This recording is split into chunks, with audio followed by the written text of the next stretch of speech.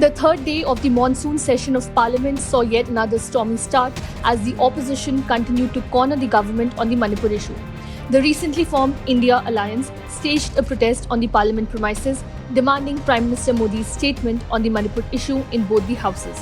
Holding placards and banners that read India for Manipur and India demands PM's statement on Manipur, the opposition parties raised slogans against the government in front of Mahatma Gandhi's statue in Parliament complex.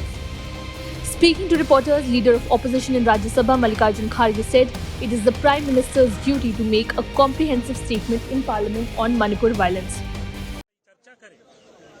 हम भी तैयार है, आओ prime minister statement करो। आप बाहर press करते हो, अंदर करने में क्या है? ये कर्टसी डिमांड है कि 140 करोड़ का नेता अगर बाहर प्रेस कॉन्फ्रेंस करता है और 140 करोड़ लोगों के प्रतिनिधि अंदर बैठे हैं, तो आप पहले यहाँ पर स्टेटमेंट दो, उस पर चर्चा होने दो, उसके बाद में हम लोग एक निर्णय लेंगे किस ढंग का इसको कैसा करना, ये चलेगा। NCP MP Supriya Sule, who was also a part of the protest on the Manipur viral video, said, "This is about women, not a competition between states. Such a thing happening in any state is wrong." देखो, ये मामला राज्यों का नहीं, महिलाओं का है। ये किसी की बेटी है, किसी की माँ है, किसी की बहन है। ये राज्यों की कंपटीशन नहीं है। किसी भी राज्य में हो तो गलत है। Rajya Sabha was adjourned till 2 p.m. as ruckus continued in the House. Meanwhile, Chair Jagdeep Dhankar suspended AAP's Sanjay Singh for the rest of the monsoon session. The Prime Minister broke his silence only on July 20, the first day of the session, and the day after a video emerged from the northeastern state of two women being paraded naked and molested by a mob. While Prime Minister Modi spoke about the incident outside the Parliament, the opposition wants a statement and discussion inside. Continue in both houses. What's your position? Look, I'm not part of this process because the leaders of all the parties have decided unanimously, the India front. But I will just say very simply that I think the issue can be easily resolved by the Prime Minister appearing in the House of which he is a member and to which he is accountable. What he said to the press he can say here, and then the debate can start, and the Home Minister presumably be the person who at that point can attend the rest of the debate. But for the Prime Minister to refuse to come at all, he was elected to this House. He should come. Sir, the government is saying that government is ready to discuss this, the Manipur issue in the House. I think from the point of view of the opposition, I think this is an understandable point of view. The situation remains that the biggest issue facing the nation today is the state of ours is burning. There are already consequences in the neighboring state of Mizoram. Things may get worse. We're looking at a situation which is of such great importance that no one less than the chief executive of the government can speak on it to begin with, after which certainly the Home Minister and others can play their part, I'm sure. But the Prime Minister saw fit to speak to the media outside the Parliament when the Parliament is in session. Now that is not acceptable.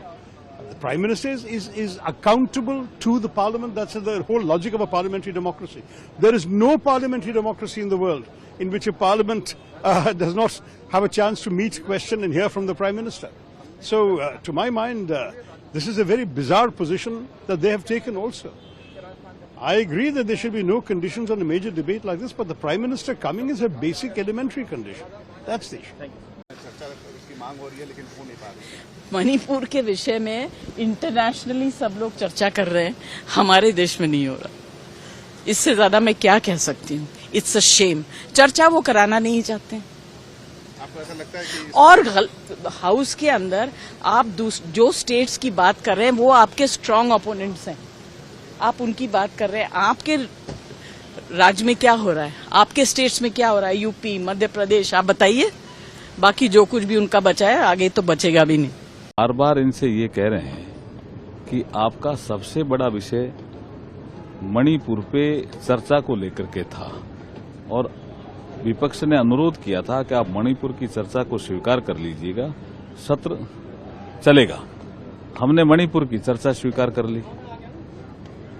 अब वो कभी उसका कहते हैं प्रधानमंत्री जी सदन में आए, कभी कुछ और कहते हैं।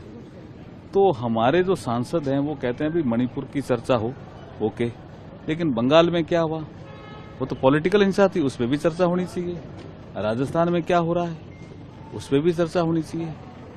तो चर्चा तो मणिपुर की होगी, लेकिन महिलाओं पे जो अत्याचार हो रहे हैं इन टोटलिटी चर्चा करने में इनको आपत्ति क्या है, ये विषय। सर लेकिन जो बार बार प्रधानमंत्री की बात हो रही है, प्रधानमंत्री ही आकर के बयान दे, तो फिर इस तरह से रास्ता प्रधानमंत्री जी ने बताया ना, यहाँ आकर के बात की है ना, उन्होंने सबको कहा है, मुख्यमंत्रियों जी से भी अपील की है कि भाई कानून व्यवस्थाओं को बनाए रखें।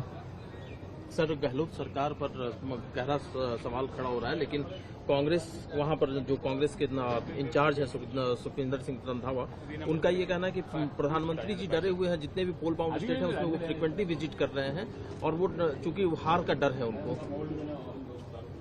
पता नहीं वो किस रूप में बोल रहे हैं जी। राजस्थान में कोई भी सुरक्षित नहीं है, दलित, महिला, इवन कांग्रेस के एमएलए, इवन अब तो कांग्रेस का एक मंत्री है वो भी कह रहा मैं भी सुरक्षित नहीं हूं। ऐसी हालात में वो क्या बोलना चाहते हैं, क्या करना चाहते हैं? राजस्थान में कांग्रेस का सफाया होने वाला है। उसको लेकर के उपराष्ट्रपति और राज्यसभा के चेयरमैन जगदीप धनखड़ साहब ने अपनी पीड़ा व्यक्त की है, साथ में अपनी नाराजगी भी व्यक्त की है, क्या कहना है आपका? पीड़ा व्यक्त करने का ये एकदम नेचुरल है, सारे देश पीड़ा व्यक्त कर रहे हैं। जब हम चर्चा के लिए तैयार है, हम हाथ जोड़ के मांग रहे हैं चर्चा करो, और चर्चा से कुछ निष्कर्ष निकालने का कोशिश करेंगे, ये तो हम बार बार मांग रहे हैं। मैं और सारे देश आज भी और सरकार भी हम समझ ये नहीं पा रहे हैं कि वो चर्चा से क्यों भाग रहे हैं। What is their intention, why they are running away from the discussion. This is really surprising and nobody is able to understand their strategy or their thinking. आज भी हम पुनः निवेदन करते हैं कि चर्चा हम करो, हम सब मिलकर चर्चा करेंगे। ये संवेदनशील मामला है और प्रधानमंत्री जी ने शुरुआत के दिन में ही उनका पीड़ा व्यक्त की है, कल उपराष्ट्रपति जी ने व्यक्त की है।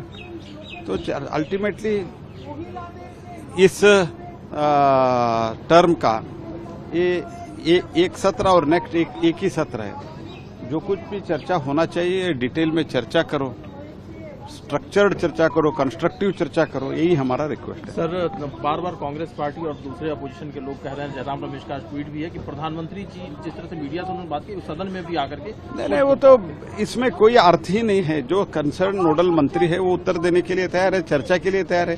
चर्चा तो करो पहले। सरकार संपर्क कर रही है अपोजिशन सब वो भी मैं कह रहा हूँ, माननीय राजनाथ सिंह जी भी और कई लोग भी, हम इनफॉर्मली बात तो रिक्वेस्ट कर ही रहे हैं उन लोगों को।